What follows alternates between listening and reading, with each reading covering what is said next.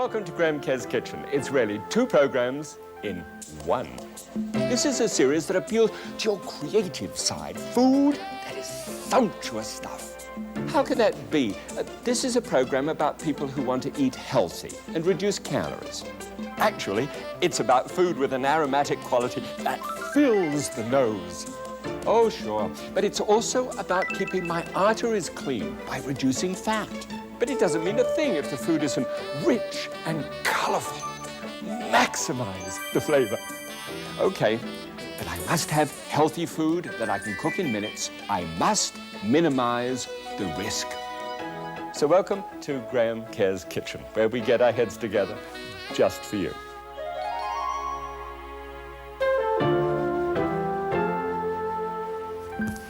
Welcome back once again, and you got it again. This is another dessert program, and you know what I'm like when it comes to desserts.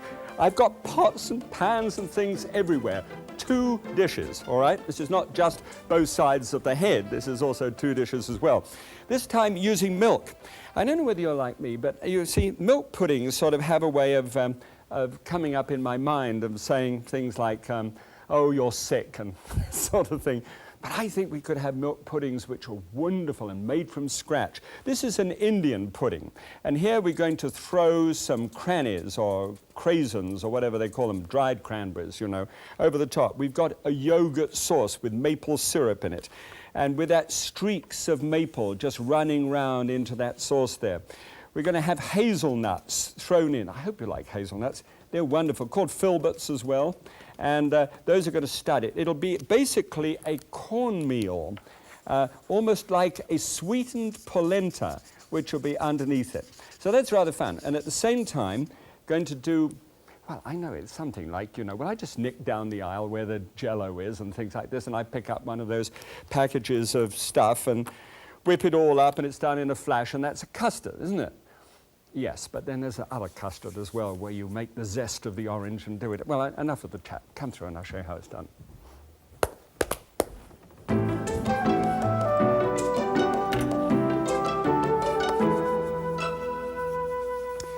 Right, now, there's a whole difference between food which is made with 2% milk and 1% skim, and we'll get into that a little later on when we visit the supermarket. But first of all, look at this thing here.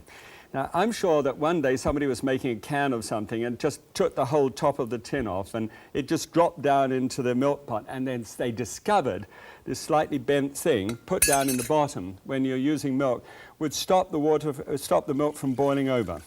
Now, it really does work, and the bubbles are collected and just come out the side that little bit.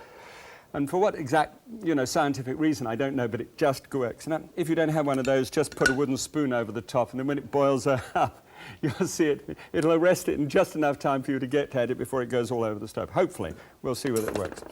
Okay, put that on. Now, I've got here some pieces of orange zest. I'll show you how this is done in a second.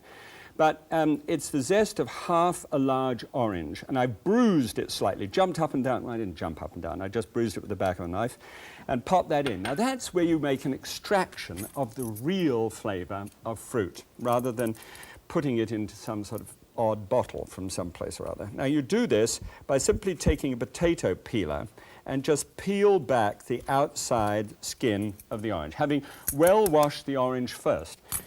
Nowadays, I'm awfully sorry to tell you, you know, but they spray things, all kind of stuff, and I prefer not to have this. I wash it really thoroughly and then just drop it in. Okay, bruise it first.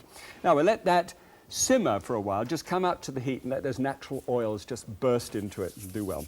Okay, now, 5 cups of non-fat milk are in here. Now, this is in one of these double boilers. This is an absolutely indispensable thing to have in a cookware line. The water's just boiling underneath it. It means I'm not going to scorch it, and this is non-fat milk. And non-fat milk, if you've ever had an experience with this, seems to fall, the proteins fall to the bottom, unaided by fat in any way, and they catch and they bake on the bottom, and it's really murder. So this I didn't want to have happen. So this is all there now. That's just nicely heated up. And into the top goes polenta, or cornmeal. Now, 2 kinds of cornmeal that you can have. You saw me with polenta the other day, you'll know this. This is a Well, it used to be called water ground, and they'd get a stone and they'd flush water through it, and they'd grind up the dried corn into gritty pieces. You can see how gritty that is. Now, this is the rough one, and it's got some of the germ of the corn still in it. Very nutritious, but it can go off quite quickly. This one, however, is very finely powdered, and this one is one I'll use. It doesn't have the same color or nutrition, but it just combines beautifully and does a good job, and you'll probably be more successful with it. I am anyway. So, when it's nice and hot, you then take this half cup of powdered cornmeal, like this, a finely ground cornmeal, drop it into the top and whisk it all the while. Now, you have to be careful with the whisking process here because, truly, it must not go off the boil. There's just, would you just make one note of this if you're actually making notes at the moment? It's 1 cup plus 2 tablespoonsful, okay? Just 2 tablespoonsful. Sorry, half a cup plus 2 tablespoons. But it's good fun anyway. And so, whip that until it starts to thicken. Now, this is the stage that it will come to when it's thickened. Look at that. It takes about 2 to 4 minutes of just standing over it and over that hot, just beat it like that. And you see, it's lovely. It's almost just like a custard, like the other thing that we're going to be making in a moment. All right, cornmeal. Now, into the top of the cornmeal, a few ingredients. One is half a cup, with no extra 2 tablespoons, of sweet corn. And just pop that into the top there. And half a cup of maple syrup, okay? So we'll pour that maple syrup into that. Can you imagine? That's pure maple syrup drizzled in. And when I was doing this earlier, there was a sort of, and it went through the friends of mine who make this program with me. Then there's some hazelnuts. Now, these hazelnuts, these little lumpy things like this, you might have seen these around. These are also called filberts, and they're grown in the Northwest, in Oregon and Washington. And, of course, throughout Europe, they've been growing for years. And here we've got a quarter of a cup of filberts, and they're bitter. They're quite a bitter substance. And there are some authorities say take the brown shell off the top. Well, don't worry about taking the brown shell off the top. I need the bitterness and the roughness of this dish. I need that to work together. Okay, now switch it on, processor, and be careful about this. Don't overdo this. Stop about now. And you say, well, how long is that, Graham? Well, look at what it looks like. See what it looks like? Little bits that would float. These are called floaters at that side, and they're just great. They'll give texture to this and probably do a bit of floating in it, but it just stirred in, and just imagine that combination now. The maple syrup mingling with that, with the nuts, with the hazelnuts as well, and now just a bit of spicing. Now, allspice goes well. And I don't know how spicy you are, but I'd like to creep up on things. This is a quarter teaspoonful. Now try it. You could actually whip it all in, take a little teaspoonful and touch it, and if you want, just add just a little bit more. Creep up on it, just like you would use if you're a lady, and you're using perfume, and you don't want to sock the guy right between the eyes with the perfume. In this particular case, just creep into the food with that. See how that allspice is broken, write it down into it. Perfect. There. Now, matter of fact, just let me just take a little of my own medicine. Oh, there's some zest missing. Oh. Lemon, just do this. My old man's a dustman, he wears a dustman's hat. And you just keep on shaving off the outside of the lemon, having washed it first, and you will find a whole tablespoonful of lemon zest. Oh, there's something we're missing. And pop that in, retrieve your wooden spoon from the sink, and stir it all up. Great. This is just delicious. It really is wonderful. If you have a very sweet tooth, you may say to yourself, a little more maple syrup. Watch the calories, but that's really good. Now, this is what happens next. You grease one of these things like a meatloaf can, a meatloaf tin, and just a little grease around the outside. And this is a little margarine that I put there, polyunsaturated. and pour that in carefully, and it should just fill the top. And put that in another larger container, like a baking dish. You don't have to have all glass and this sort of thing, but it works nicely just to show what it looks like.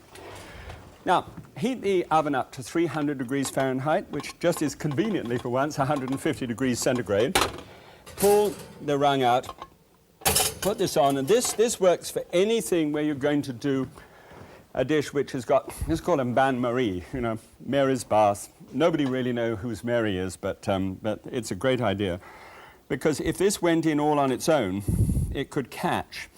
Because this takes 2.5 hours to cook. I know that sounds like a long time, but imagine if you're going to make this a companion dessert at the same time that you're actually doing a turkey or something, you know, that takes a long time. Put that on, put them in together, and you make use of it, you know. It's good. Or you could make it in one of those smaller toaster ovens, and it'll do it just as well. All right, look at this. Oh, look down here just for a moment. See that milk is boiling, but it isn't boiling over because of that little thing at the bottom. Isn't that fun? I put that on the top just for insurance. Right, I brought out the one which is done and cooled it on a rack. And just want to sort of bring this across. You can serve this hot or cold. It's a lot easier to serve when it's cold. And just start to peel this back. Now, look, whilst I'm just doing this one, I'll tell you what, let's go to the supermarket and let's find out how much, what this whole business is, 1% or 2% or whole milk and all that, how much fat really is in it, because this is kind of interesting. Over to you. Thanks, Graham. Okay, well, here it is. This it is. It trumpets itself from the top, dairy, and we love it. I mean, nobody wants to put the cow in a zoo, so what do we do about it? And especially if you're, you know, looking after the fat side of it. Well, non-fat is something that you could use if you get into it. It's a startling leap if you're into full milk and then into non-fat. Looks a little blue, chalky, and things like that. You would be surprised after a little while you can make it. But 1% is probably the one to go for if you want to be able to drink a little bit more milk and not have quite so much fat. It's got more refraction of light in it, and I like that. 2% is rather fun for those people that have coffee instead of using full cream or cream, and a little darker. That's going the right way. Whole milk. Frankly, after you've tried any of these for just a little while and you get back to whole milk again, even in the middle of the night with a slice of chocolate cake, you know, this could be, it feels just almost too much for reasons which I'll show you in just a moment. Here's the half and half and the whipping cream. It's all together, but let me show you. Okay, these are the fat contents, and I need to get down here with you to be able to show it. This is an actual cup of milk, 8 ounces, and you probably might say to me, Graham, when I get up in the middle of the night, I have more than that, and I'm sure that's probably true. But this is the measurement of 8 ounces, and I wanted to show you bit by bit. This is the 1%. Obviously, non-fat milk has no fat. This is the amount of fat that you get in 1% milk. And that's the reason why it's pleasant, and it's got just enough of a feel to it to be attractive. Here's the 2%, which is almost twice as much. And if you look at that, you can see how that would sort of gloss around and could do a good job in coffee. Now, here is the one. This is the whole milk. And you can see perhaps the reason here between the 1% and the whole. You see the difference in the mouthfeel that you'd get from that? But it is possible. It really is possible and enjoyable. I wonder whether you've ever got round to drinking half and half. Some young people I know do that. But this is sometimes put on cereal in quite large quantities. You need to know how much you're putting on. Say if you put on a quarter of a cup, you'd have half of that in this test tube of fat in that. And that turns cereal into something of a threat for some people. All right, let's forget the half cup measure and let's look at a tablespoon. 1 tablespoonful measure. All right, this is the amount that there is in whipping cream in 1 tablespoonful. And in double cream, which is called for in some nifty recipes nowadays, and I used to call for them in the past, that is in a tablespoon measure. Well, it's getting right up there. There's not much left apart from fat in that. Perhaps a little too much. All right, now, Graham, use the lesser fat one, and I'll try and struggle to my feet whilst you're doing it. Wasn't that fascinating? You know, just to see it like that, next time you have milk in the middle of the night, just think, oh, I don't think so. Don't ever be bruised by things like that. Just sort of absorb it and it'll come back just when you need it. Okay, this comes off just as one piece, and I think it's a cook's treasure. It's got little hazelnuts to it, it's got maple syrup in it, and it's like this, but it doesn't look too good when you serve it. So what you do is you just simply take a plate, and always when you're unmolding something, run a knife around it just to check that the loosening thing did actually take place. Make sure of that. And then put this up. I think you should let it set until it goes cold, frankly. And it'll fall away on its own, ba-da, like this, and you think, oh, that doesn't look too good. Don't worry, it'll look wonderful. And I'll serve that up in a moment or two and show you how it can be made to look terrific. All right, 6 tablespoonfuls of brown sugar goes into the top of, because it's really quite a sweet dessert, of that orange peel and, of course, the 2% milk which has been going here. I could never have allowed 2% milk to stay in this. Frankly, it would have scorched and been a terrible mess by that time. Now, there goes the little lid that comes out of there too. And that strains out of it the orange peel, and now it's just perfectly straightforward. Now, I need to bring that to the boil carefully now because I haven't got any to save it from going over the stage, and that needs to come up to a heat when that can actually be thickened. Okay, now, let's look at the yogurt. I've got here 1 cup of yogurt, and this is strained yogurt. You know, you put it in the fridge and allow it to strain in one of those little sieves, and it just drips through, and after about 8 hours, it's nice and dense and wonderful, and that's non-fat yogurt that I use. And to this, I want to add 2, or 1/4 cup, if you like, 2 tablespoonsful of maple syrup, and 2 tablespoonsful of hazelnuts, just exactly the same way ground up like they were before. And then, here's a spoon, and just stir that in together. That's going to become the kind of dessert cream that's going to go on. Now, throw into that, just for fun, a few of these crannies or craisins. Everybody's coming up with a new name. It's just dried cranberries. How about we call them dried cranberries? Put a few in there as well as they're going to go over the top. All right, now in here we've got 3 tablespoons full of arrowroot and 1 full teaspoonful of vanilla.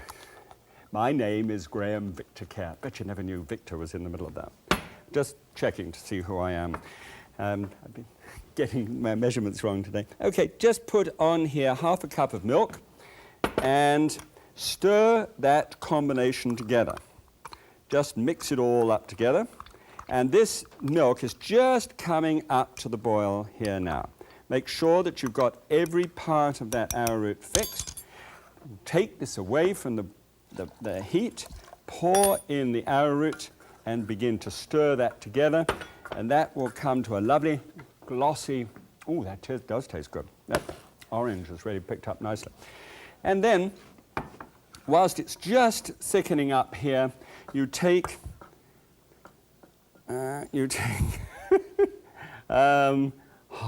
6 ounces, 1 cup, 1 cup of egg substitute. And if you don't have egg substitute, then you'd put egg white in here and put that through and stir it all together. It's thickening up absolutely beautifully.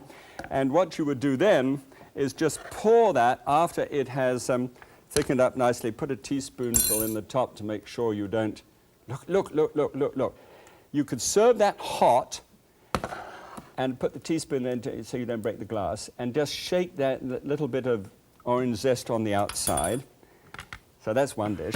And then these can be cut nice thin slices of this. It actually slices very well. Look at the beautiful chunks of sweet corn there. Lay that out. And then where have you gone? Oh, here is the yogurt sauce. And pop that on the side like that.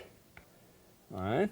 and then garnish the whole thing with just a few crannies over the top. Look good? This is real Americana. I'd serve this hot or put it in the fridge and keep it cold, whatever you like. It's just two ways of putting milk together in desserts, which frankly I rather like the idea of. I like the idea of, rather than sweet and starchy things, I like the idea of having, you know, good food. And we're going to compare this with a classic Indian pudding, which is made with molasses and butter and all kinds of stuff and whipped cream on the outside, and the classic custard, which is a good egg custard, which is just delicious, of course. So, right, we've done that. Let me show you what I've done here. I have put the Indian pudding, this is IP, and this one over here is the custard, all right? And we'll compare that. The big thing to compare on this one is, first of all, it's half the calories on the Indian pudding, and look at the amount of fat. That's down from 13 to 4, which means it's a 17% of calories from fat dessert, which is good stuff. Now, as for the custard, 233 is down 190. Well, it's a little bit of a change, but look, that's down to only 2 grams of fat there, which is good stuff. 32% it was, down to 11, which makes that good. And all the way around, you know, only 9 grams of cholesterol and 3 in the other one. I mean, you know, come on. It's worth eating. I've been looking forward to this. This is really a piece of Americana. Hot or cold? Oh, you've got to try them. That is delicious. This is just beginning to set up here. Oh, boy, it beats that stuff down in the third aisle on the right. Try it with lots of the things that you enjoy for the people you love.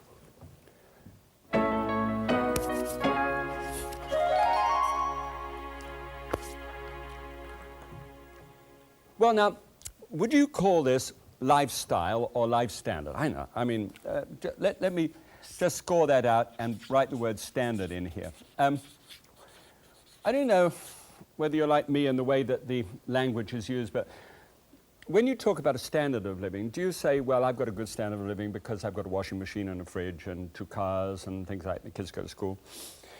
Certainly that's one way of measuring a standard, but there are other standards as well. There's sort of standards which say, you know, if I do this and go outside this parameter here, outside this framework around my life, then I could get hurt. I mean, I could get fat, or I could diseased, or all number of sort of things. Well, to illustrate this, I was on a trip. You know, I've got a piece of orange zest in here. Good. I was on a trip on a big aeroplane to London the other day. I like to say that because it makes me sound so international. And lo and behold, it was business class, and they served this socking great piece of chocolate cake. And I said to the air hostess, thank you, dear, but I don't really need, you know, I was putting on my best English accent because I was going to London, don't really need the chocolate cake. She said, well, I'll come and pick it up later.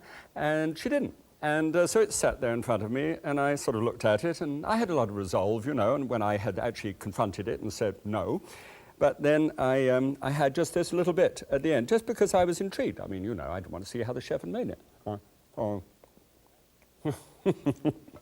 And it lay there on my tongue. I have 52,000 taste buds, so do you, by the way. And they all reared up like a crowd, you know, like a home run. And then I had a little bit more of a nibble, and a bit more. And when eventually she came to get what was left of it, she went, ooh, like this, you know, and I thought, oh dear. Well, net result was the next day on a restaurant menu, I saw a chocolate cake. And, you know, because I had done that, when normally I wouldn't, because I'd stepped over the line, I ordered a piece of chocolate, I ate the whole thing. And you know, I worked it out afterwards, and I thought to myself, that was a 70-gram of fat chocolate cake. Now, normally, this framework, which I have around my life, says, Graham, 60 grams of fat a day. I was 10 grams over what it was, without eating anything else at all. Not a whisper, not a bit of butter on me marmalade, you know, and toast or anything.